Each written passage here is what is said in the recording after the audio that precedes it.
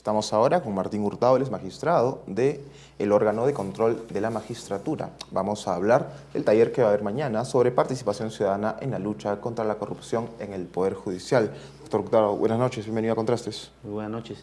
En primer lugar, para agradecer al programa Contrastes y al periodista Jorge Álvarez, del Canal 53 de Arequipa, trayéndole el saludo de la doctora Elcira Vázquez, juez supremo del órgano de control. Le agradezco el saludo, pero disculpe que sea un poco pesimista con esto. Este tipo de eventos para permitir que la ciudadanía de alguna forma se integre al control, a la lucha contra la corrupción en el Poder Judicial, no es la primera vez que se hacen y francamente no se ven resultados. ¿Cómo la ciudadanía realmente puede ayudar a combatir la corrupción en el Poder Judicial?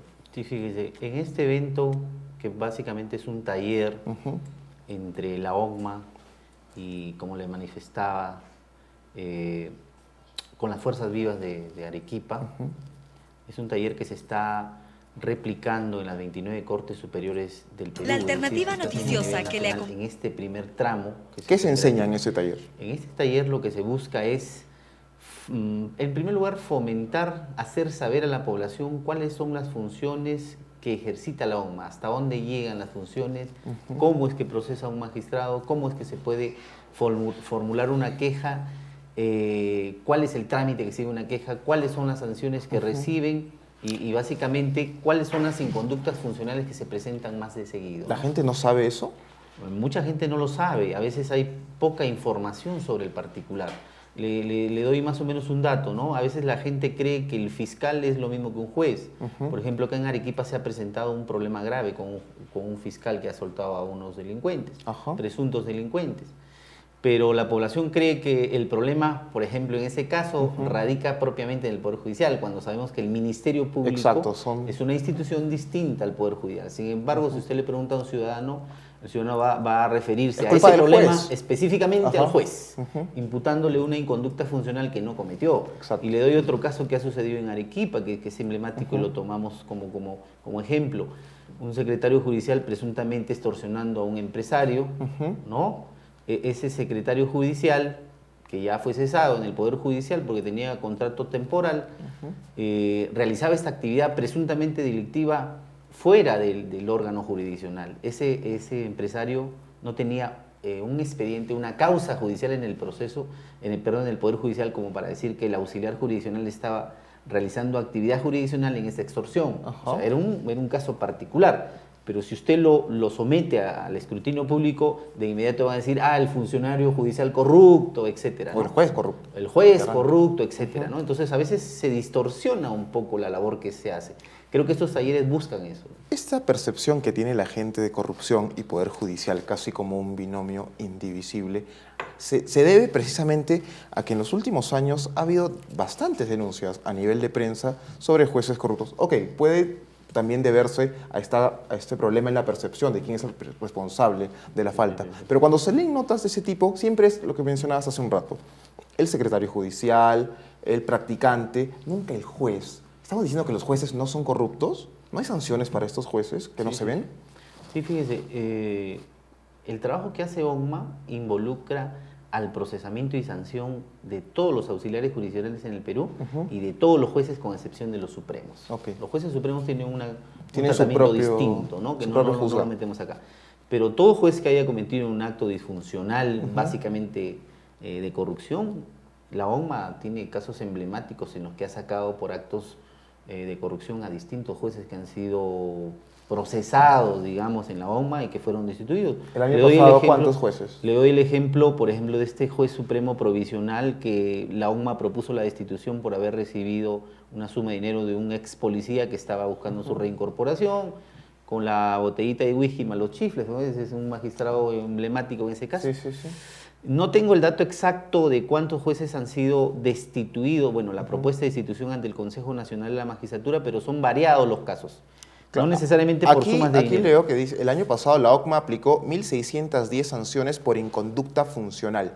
Cuando dicen inconducta funcional, no siempre es corrupción, es ¿verdad? Un conjunto de actividades disfuncionales donde, por ejemplo, está el retardo, el hostigamiento sexual, el incumplimiento de deberes y funciones, el incumplimiento de un horario judicial, actos de corrupción propiamente dichos, entre otros, ¿no? Creo ¿Cuál que es la, hay un universo cuál es la tremendo. mayor parte de denuncias que recibe OCMA de los Sí. jueces por inconducta funcional? ¿Por Creo que demora? ¿Por corrupción? La inconducta funcional que más se presenta de cotidiano en el Poder Judicial es el retardo, y el otro factor fundamental que no sé si se dará acá en Arequipa, pero es el maltrato al justiciable, es decir, ¿Cómo es el maltrato? el poco convencimiento que tiene el auxiliar jurisdiccional y el juez a veces de la función pública que hace, porque cuando un justiciable busca al juez es para que le atienda en un problema que le aqueja, es decir, él tiene un conflicto con alguien, sea este penal, civil, laboral, lo que busca es que el conflicto Claro. que tiene se le solucione, y a veces la función pública que ejerce el auxiliar jurisdiccional y el juez no se entiende en ese sentido, en ese entendido que está cumpliendo una función pública y que se debe al público, que se debe al justiciable. Claro. Y ese deber al justiciable significa un buen trato, un trato cortés, adecuado, coherente con la investidura, Y por no lo ejemplo, un hacen. juez, y básicamente no lo hace. Lo tratan así. Claro, y muchas veces existe pues la queja por el maltrato. Y a veces el ¿Y cuál es justiciable... la sanción para una queja por maltrato? La suspensión es porque en realidad A ningún juez lo votan del Poder Judicial por eso maltratar. no, Ah. pero se suspende, es decir, se le saca temporalmente por un plazo que el reglamento establece, que va de 15 días a 6 meses con el nuevo reglamento. Entonces ese juez puede quebrársele el contrato con el Estado y salir temporalmente, pero luego va a retornar. Pero ojo, esa primera sanción en la nueva ley de carrera es casi un pie para irse de la carrera judicial, porque la otra sanción que venga ya será la destitución. Parte de esta idea de corrupción y poder judicial también parte de esa sensación que hay de impunidad, de que los jueces son intocables, de que por más que uno los denuncie por mal función, por corrupción o cualquier tipo de denuncia, nunca les pasa nada. ¿Me puede decir usted un juez que hayan inhabilitado de por vida el año pasado por corrupción? Sí. Nombre y apellido. Fíjese, yo le comentaba de este juez... Del de los chifles, claro. que fue un caso muy sonado. Por ejemplo, hay jueces que han dictado medidas cautelares en temas de pesqueras, medidas cautelares en ascensos a policías y a militares. Hay jueces que han dictado sentencias en contra de precedentes vinculantes como los casinos y tragamonedas, ¿no? Hay jueces que han sido cogidos infragantis en estado de ebriedad, chocando y haciendo actos en contra de la respetabilidad de la investidura y del Poder Judicial. Es decir, hay un conjunto de casos, pero a la pregunta central quería referirme que la población a veces entiende este emblemático mensaje que ha dado el Congreso de que Otorongo no come otorongo, y lo han querido trasladar al Poder Judicial.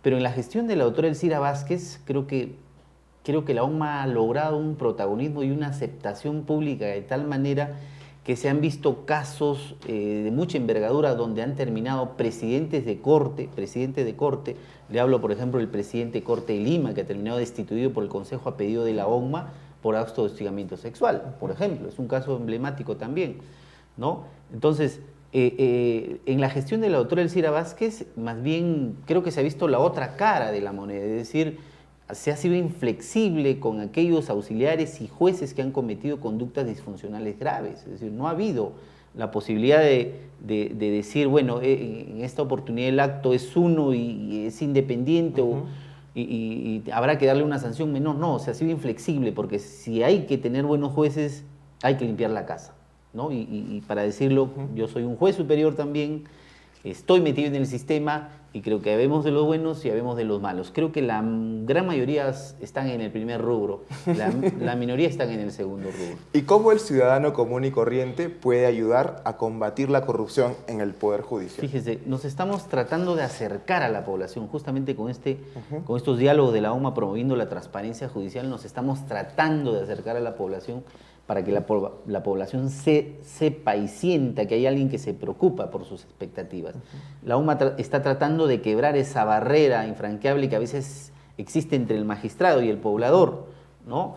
Entonces, con estos diálogos de transparencia judicial lo que estamos tratando es de ubicar al ciudadano en un contexto determinado para que sepa de qué forma puede defender sus derechos y sus intereses cuando tengan un conflicto o cuando no lo tengan y sepan que su vecino lo tiene y el juez o el auxiliar se está comportando inadecuadamente en el proceso judicial.